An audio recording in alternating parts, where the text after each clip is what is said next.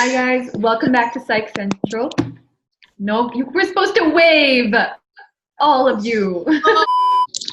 1, 2, 3.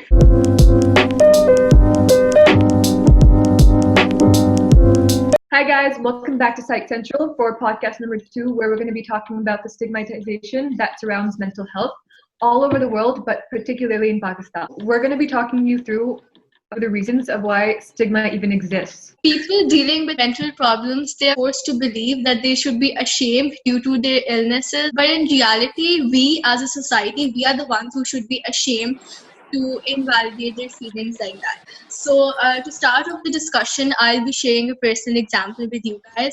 I know someone who has been dealing with depression since many years. And initially, the family, they used to hide it. For example, if someone paid a spontaneous visit and asked about her, they used to be like shopping karne gayi hai. They used to cover up the fact that she was actually at an appointment with her psychiatrist. Recently, I had a casual conversation with one of the family members, and a reason they used to hide the fact that one of the family members was depressed was because they were afraid of answering people's questions, and they were afraid of being judged. कि लोग क्या कहेंगे, हम उनके साथ घर में क्या करते हैं, हम घर में क्या जुल्म करते हैं जो उनको डिप्रेशन है. So essentially, why you and many other people are facing this problem is because there's so little awareness and education about the sector of health in our society. For example, even in our own home, we feel like that we can't even talk to our own parents about it because it's not even their fault because they haven't been educated as well. Right. So with that's very true. They're not educated on the matter, but at the same time, I feel like at our age, we feel a sense of anger and aggression towards the lack of understanding that we receive from our parents. And it's honestly not their fault because they can't recognize certain patterns in their children because no one was able to recognize those same patterns for them when they were growing up. So essentially, it's not exactly their fault, and you can't exactly point the finger towards one person, but that is part of the problem, that they didn't have anyone to counsel them or guide them towards whatever they were dealing with, and that's why they can't exactly be there for us. What do you guys feel when your parents don't understand a certain topic about you? Frustrated. Yeah, frustrated. You do feel angry, and I feel like don't project your feelings onto your parents or someone that doesn't understand your problems. I feel like that some parents are so afraid of labeling their children. इस label का क्या फायदा है? हमने इससे क्या होगा? Label करने से क्या होगा? हमने उससे कुछ नहीं होता. That's actually so true. Japan की बात नहीं, I feel like a lot of people think that what's the point of being diagnosed if like the condition can't improve over time. The problem is that diagnosing someone professionally gives them a sense of validation and okay, there's nothing wrong with me, it's just the way that I was, the current why. It's just the way you are, and you really go easier on yourself. I know some people are really, really hard on themselves when they can't perform as well as they want to, knowing that biologically something's preventing you from getting that and you can't really do anything about it. I would go easier on myself. It all boils down to the fact that people just don't recognize sickness, like physical sickness and mental sickness, are the same thing. They don't even, and for example, if someone has a broken leg, you're not going to be like, oh, why can't you walk? What's wrong with you? Just walk, just run, come on, just be patient, suck it up, okay? Because it's not invisible to the eye. You can clearly see that they're incapable of walking.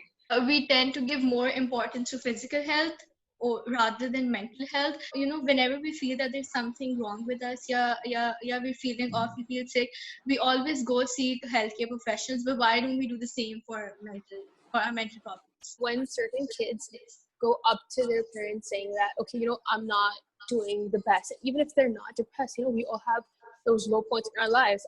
A lot of parents tend to take that for ungratefulness. And I think it's a pretty safe bet to say that at least all of you must have heard that the line that every parent has, humne aapko sab kuch provide kiya hua hai. You're in an air conditioned room, you're getting whatever you want, you order something whenever you feel like it. But while these are blessings, and I'm not saying that we should take them for granted, it's just that sometimes these things don't matter. They're really, really superficial, and we tend to forget that. yes, we are all very grateful of the privilege that we have, but when you say that certain line, it invalidates your emotions and things that you're feeling, and you don't know where that's coming from, but the the absence of those things might also make you feel the same way, or just as the presence of those things lets you have these negative emotions about yourself or the environment around you. One of the leading reasons for that is because of the limited fiscal space given for this sector of health in our country. Okay? And it's like so difficult for people to understand the nature of the terms in psychology and other behavioral sciences. And I feel like one of the biggest problems is that there's so much job shaming in our country, so that even if you want to become a psychologist and if you want to raise awareness about mental health, you're going to be told, oh, कोई scope नहीं है पाकिस्तान में psychologist, असल doctors तो नहीं होते, ये तो मतलब ये क्या होते हैं, बस बातें करते हैं. And you're not going to get paid as much as you would abroad. Mary was talking about her experience about how she was really, really interested in psychology, but when she talked to her family members abroad, they were very supportive of the whole idea. They're like, yeah, if you're really interested, you should definitely pursue it. But when she came back to Pakistan, it was like, what are you doing? Like, why would you do that? You don't get paid enough. There isn't enough attention. You're not going to get enough clients, or you're not going to get enough patients for you to actually be able to thrive in that field. And part of the reason which is what Isa told me, and I didn't think about this before, it's the fact that abroad there will be some kind of public sector, like there are sectors of the government that provide you that help. It's true. But in Pakistan, you don't, everything's private, so it's more expensive, and thus less people tend to go this kind of help. In Pakistan, we don't even get that from the government, but we don't even get that from the private sector. The schools that we have here, like our schools do not have school psychologists. And I know that we're supposed to go for our counselors every time we have an issue, but I just feel like it's not the same thing, and it's not nearly as effective as it, could have been if we had psychologists with us. And I feel like us students need it so much because we're kind of transitioning into this new era, which like our parents, I know a lot of parents can't relate to because of the generation gap, and that affects a lot of my peers. And then other than that, we have a lot of pressure from our professors. Hey, काम नहीं किया, you're gonna get kicked out of class. It's effective for some students, that pressure of, okay, if I don't complete this class, I will face really, really harsh repercussions for it. For other students, it's like, okay, well, might as well not do it because I can't do it to begin with, so what's the worst that can happen, And that's not how it should be. You should be able to communicate your problems and why you're not working towards something, because there is a obstacle in your life that's preventing you from doing so. And also think about counselors in Pakistan, or at least the schools that I've been to, it's not more so about guidance counseling where it's more so, college counseling, or like counseling about your academic life. There's no counseling about your personal life. One difference that I noted, I remember in my old school when I was living abroad, I used to have these days where I just didn't feel like going to school. I would show up late. I would miss a few classes because I was just not like in the right headspace. And I remember this one incident where my coordinator, she's this really strong, scary woman, but she came up to me and she was like, Isa, you took a day off yesterday. Were you really sick? Because you seem fine to me now. And I said, oh yeah, I was totally sick. And she was like, if you weren't sick and if you were just taking a mental health day, that's completely fine too. I do it all the time. And I think like that's very, very needed. If you compare that to the schools, like the schools in Pakistan and Lahore now, it's you can't even get a pass for being sick, being physically sick. You can't even talk about it. Like if you tell your teacher, oh yeah, I was not feeling right, they're gonna be like, that's such an excuse, you're just making excuses, and they're gonna shame you in front of the whole class. They're gonna kick you out of the class permanently. So I feel like that's a conversation that we need to have. So one of the biggest mistakes we can make is give unsolicited advice to someone. Okay, we're not experts. We don't even know the basics. And I know that we're just trying to be helpful and say for the benefit of our friends or whatever, but there are just some things that you never say to someone who's going through something. I've heard it most from my parents or the older generation, where it's like, oh, I feel a certain way about a certain situation and I don't know why. And the answer that you get is, namaz paro, get ready, make your physical appearance look good so you can feel good on the inside, or get some fresh air and, exercise. And for sure, some of these things work for some people. But what happens when you go down the line, you tick every box, and you've done all of those things, and you're still feeling the same way? Sure, you feel a little better, but you still have this void inside of you. You don't know why. Like, okay, namaz paro, but like that works for some people that are very connected towards their religion and find that peace while praying. But what about the people that don't really follow religion or don't really know if there's a higher power? Like, what do you do with those people? Namaz paro, what's the equivalent of that? There's no advice given for that. It's just like, oh, okay, you've just strained away from your religion, and that's what it is. And you have to be more focused and get on the right path, which is the religious path, and that's it, and you'll be fine. I'm not saying that the remembrance of God doesn't work. Of course it does for people who believe in God.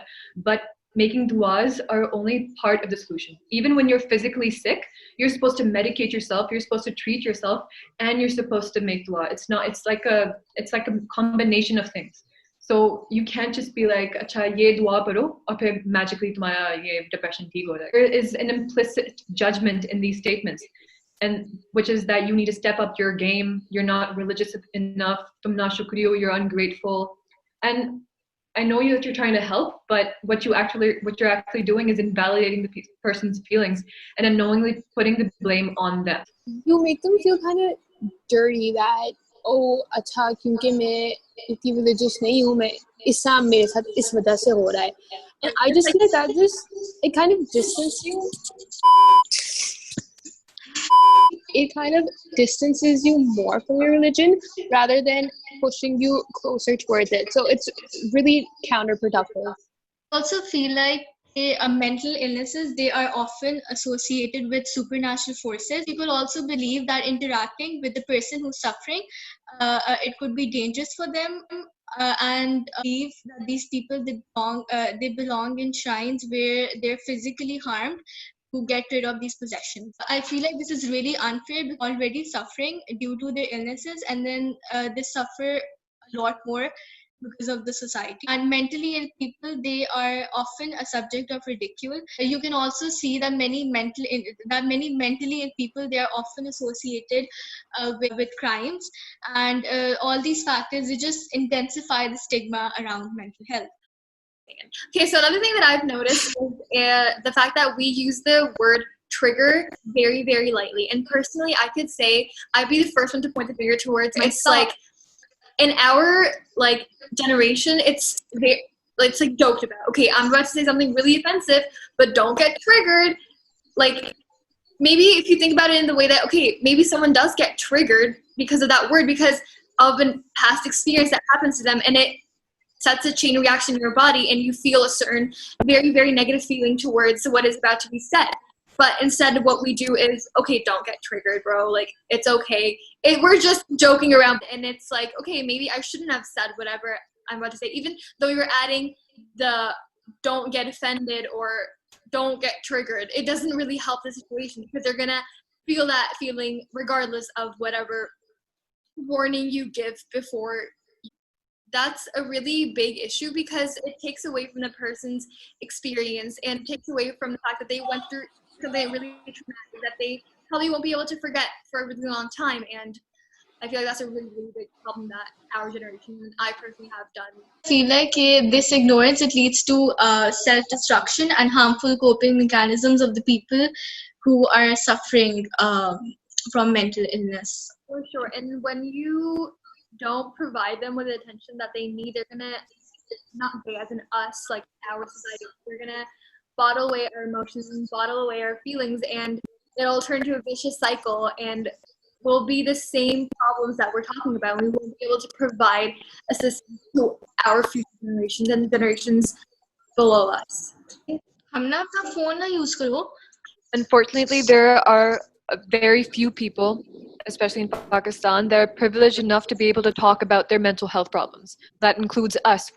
And I feel that those people have the responsibility on them to keep the conversation going, which is exactly why we have this podcast to begin with. And I think it's important to mention here that for those of you who want to seek professional help, there is a page on Instagram called Mental Floss, and they offer free therapy sessions by professional psychologists. So you just have to like go to their page and they have their instructions there. I really think it's important for us all to be sensitive to these things and to notice these little tells that people close to us might be having, because mental health issues, as mentioned before, are not visible to the human eye. And I don't tend to open up about my own struggles because I feel vulnerable or weak in front of my friends or my family. But I think that one thing that we all have to remember is that across all social divisions, across any kind of division, one thing that we all have in common is that we're all connected by our emotions. So that's something that we can always connect on. That's something that we always can relate to. Okay, guys. So our Google form is in our bio, and we're open to any suggestions, any constructive. And so don't hesitate, and stay tuned for the next one. Bye. Okay, so our Google Doc form is in our bio, so we're open to any suggestions and any constructive criticism. It's a form, not a doc. Okay, our Google Doc form is in our bio, and we would really, really appreciate your feedback, any suggestions, and constructive criticism. It's Google Doc. Yeah, Form. Google form.